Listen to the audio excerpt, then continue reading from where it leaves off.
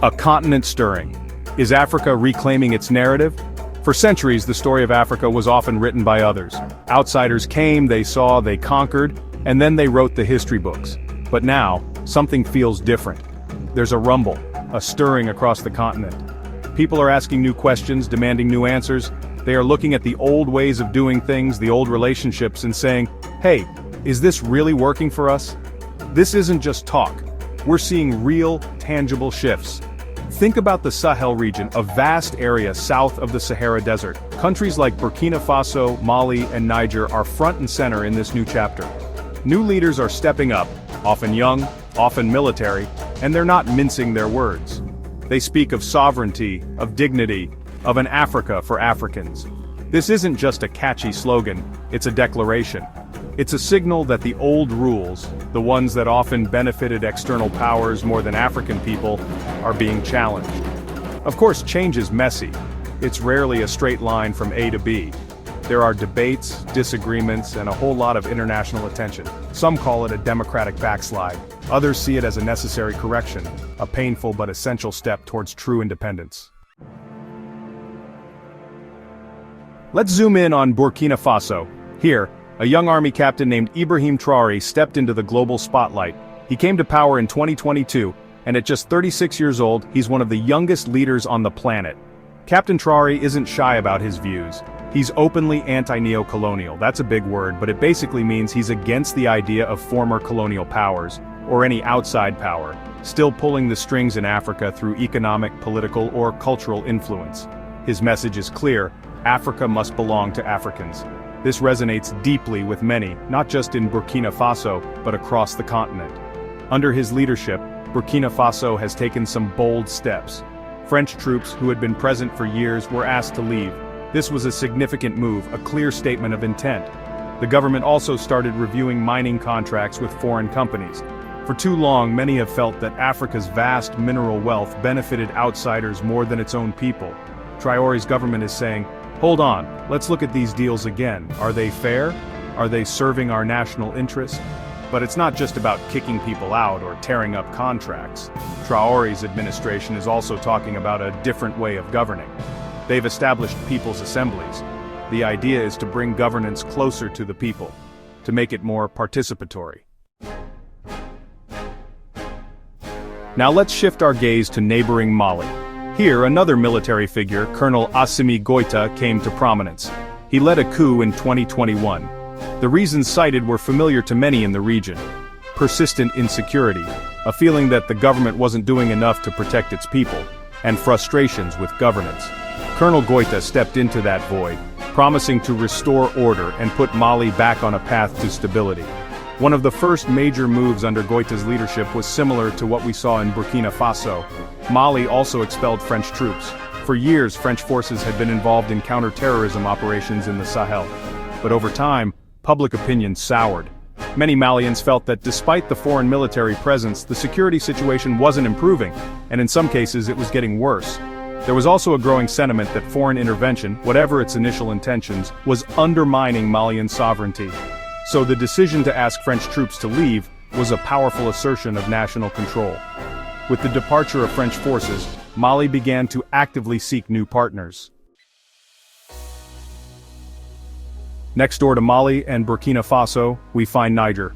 In 2023, another significant change occurred when General Abdourahmane Tiani took charge after President Mohamed Bazoum was overthrown. Much like its neighbors, the military leadership in Niger pointed to persistent insecurity and the perceived failures of the previous government to address it effectively. General Tiani also voiced strong criticisms of what he termed Western meddling and broken promises regarding security assistance. One of the immediate and most striking actions taken by the new leadership in Niger was the decision to cut off military cooperation with France. This was a bold move, considering France's long-standing military presence and influence in its former colony. It signaled a definitive break from the past, and a clear intention to redefine Niger's foreign policy and security partnerships. The sentiment on the streets often echoed this official stance. Section 5, the Alliance of Sahel States, a united front emerges. So we have these three nations, Burkina Faso, Mali, and Niger, all undergoing significant political transitions, all pushing back against long-standing foreign influence, particularly French. These three countries came together to form the Alliance of Sahel States, or AES. This isn't just a friendly handshake, it's a formal pact with serious defense and economic implications. The core of this alliance is a mutual defense agreement. They've pledged to protect each other from external intervention or armed rebellion. If one member state is attacked, the others are committed to coming to its aid. This creates a tri-border bloc of resistance, a united front in a very volatile region. Beyond defense, the alliance also aims for closer economic cooperation. The leaders of these nations understand that political sovereignty is deeply intertwined with economic independence. Section 6. The Sahelian Transition Model, Charting an African Path. The changes we're seeing in Burkina Faso, Mali, and Niger aren't just random events. There's a pattern emerging, a distinct approach to governance that some analysts are calling the Sahelian Transition Model, or STM. This isn't about simply copying Western-style democracy or any other pre-packaged system. Instead, it's an attempt to blend indigenous traditions, the discipline often associated with military leadership, and modern technocratic expertise. Several key components define this Sahelian transition model. First, there's a strong emphasis on popular sovereignty. These new leaders often derive their legitimacy directly from the population, bypassing traditional political elites who are sometimes seen as disconnected or corrupt. Second is resource nationalism, the idea that the nation's natural wealth like gold, uranium, and oil must be controlled by and benefit the nation itself, not foreign corporations or powers. This often involves renegotiating or canceling existing contracts perceived as unfair. Section 7. The West's Gaze, Sanctions, Scrutiny, and African Retorts. Now, how has the West, particularly former colonial powers like France and other major global players, reacted to these shifts in the Sahel? Well, largely with condemnation and concern. Western governments have generally labeled these military takeovers as undemocratic and as setbacks for constitutional order. This has often been followed by concrete actions. Sanctions have been imposed. Development aid has been frozen or significantly reduced, and there's been a barrage of critical coverage from major international media outlets. The sanctions in particular have been a major point of contention. Section 8. Beyond Borders, a Shifting Global Order and Pan-African Echoes. The events unfolding in the Sahel are not happening in isolation. They are part of a much larger global story, a story about a shifting world order. For decades, the international system was largely dominated by Western powers. But that's changing. We're seeing the rise of new economic and political centers of gravity, particularly in what's often called the Global South. Think about the expansion of BRICS, which in late 2023 and early 2024 welcomed new members like Egypt, Ethiopia, Iran, Saudi Arabia, and the UAE. This expanded BRICS Plus is increasingly seen as a counterweight to traditional Western-led institutions like the G7. This isn't just about forming new clubs, it's about a fundamental shift in economic power. The Global South is now estimated to be driving around 80% of world economic growth. Section 9. The Road Ahead, Forging Africa's Sovereign Future. So what does all this mean for Africa's future? Are we witnessing the birth of a truly independent, united, and sovereign continent?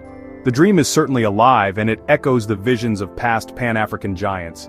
Think of Kwame Nkrumah of Ghana, who spoke passionately about a United States of Africa. Think of Thomas Sankara, the revolutionary leader of Burkina Faso, who championed self-sufficiency and dignity. Think of Muammar Gaddafi of Libya, who, despite his controversial legacy, also advocated for African unity and a common currency. These leaders, in their own ways, dreamed of an Africa free from external control, economically self-reliant, militarily sovereign, and culturally proud. The alliance of Sahel states, Burkina Faso, Mali, and Niger, is seen by some as a contemporary embodiment of this Pan-African aspiration, a potential foundation upon which a larger, more integrated African bloc could be built. Their commitment to mutual defense and economic cooperation, born out of a shared struggle for sovereignty, is a powerful statement. If this alliance can consolidate, deliver tangible benefits to its people, and inspire similar movements elsewhere, it could indeed mark a turning point. However, the path to such a future is fraught with challenges.